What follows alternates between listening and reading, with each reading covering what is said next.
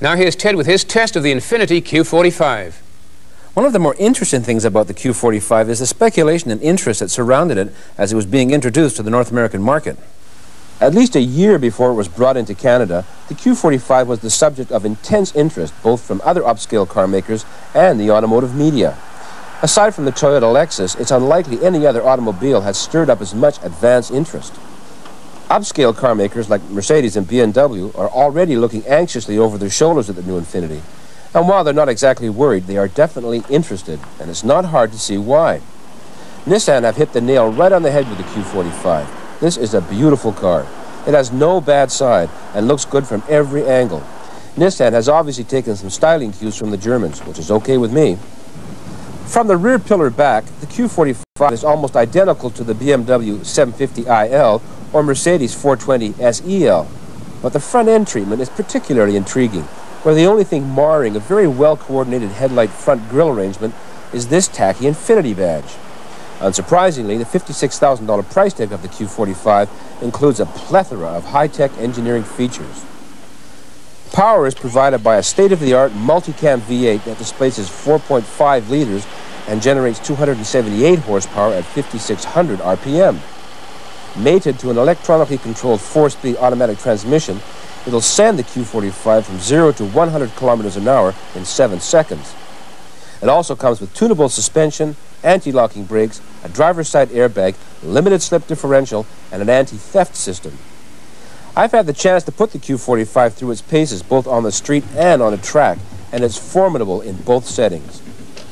It may be a luxury sedan, but this is a superb handling automobile with excellent acceleration abilities and outstanding handling characteristics. It will keep up to, and in some cases pass, any comparable European four-door sedan made. Part of the reason for this can be found in Nissan's patented high-capacity, actively controlled steering rear wheels, which give the Q45 impressive stability during high-speed cornering. Needless to say, it's also a first-rate highway cruiser. It's very quiet at high speeds and has a seemingly limitless supply of reserve power. There might be a tad more road noise coming up through the floorboards than I would have expected, but it's nothing serious. And as you might expect, interior comfort is easily on a par with its more expensive rivals. The Q45 seats 5 and leather upholstery is standard equipment. There's the usual complement of power seats, windows, and door locks, as well as a climate control system that is actually quite easy to understand, and a killer stereo system. You can also preset both the steering wheel and the driver's seat, so that when you open the door to get in the car, they automatically assume the best position for ingress. Sit inside, turn on the key, and they move back to your favorite driving position. However, comfortable though it may be, I found the Q45's interior to be rather disappointing.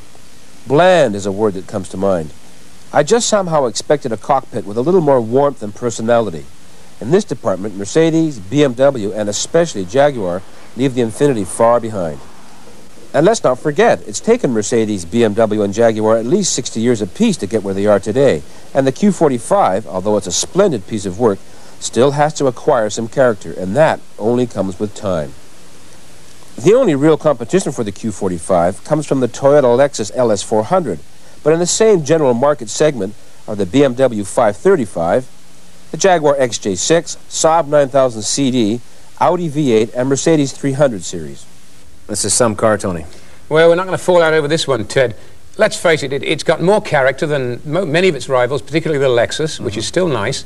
It's a bargain price for a car in this class. It handles and goes superbly, and it's beautifully built. Yeah, this is not just a luxury car. It is that, but I've had this thing on the track and on the street. On the track, it surprised the hell out of me. I was at Shannonville in Ontario, and I was amazed at how good it was. Yeah, I agree. I think the car handles like a small sports car. You can't believe how big it is until you look over into the back seat and you realize what's behind you on the track. Yeah, and I just want to add here that the super high-cast steering rear wheel system, I don't think will be available in Canada for at least a couple more years. Right, we were just able to try that. But the car is so nicely built. What amazes me is that they've got this right so quickly. I mean, as you say, Mercedes, they've been around for 100 years or so, more than 100 years. Well, okay, that leads me to say, what's the next generation going to be like? I mean, if this one is this good, the next one is going to be awesome. I can't imagine what they're going to be like. I can't imagine how the car could be better than this. And I hate not to pick anything out of this car. I just can't find anything I don't like about it. I mean, all I can say, if I designed a luxury car and the only thing people were complaining about was the badge on the front and the door handles, then I'd be pretty happy pleased. man. Yeah. Well, you know, okay, I'm complaining about the interior, but I am reaching. I mean, it doesn't really bother me. It's just that I feel compelled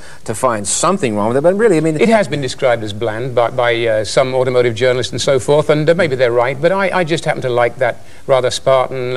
It's got all the information there, and everything's in the right place, but it's rather like a Mercedes or a BMW inside. Speaking of whom, if I was those guys, I would be worried, because I think the next generation of car buyers, not you or I necessarily, but the younger people, are not going to look to the traditional European marks for luxury cars. They're going to look to these guys, I think. You're right, they'll have open minds, and I discussed this with some senior people at BMW not too long ago, and they're very concerned. There was no scoffing and no sniggering at these newcomers. They were deadly serious. They've tried the cars, and down at BMW and Mercedes, well, they respect them. They better be concerned. Okay, red light, green light. What don't we like about it?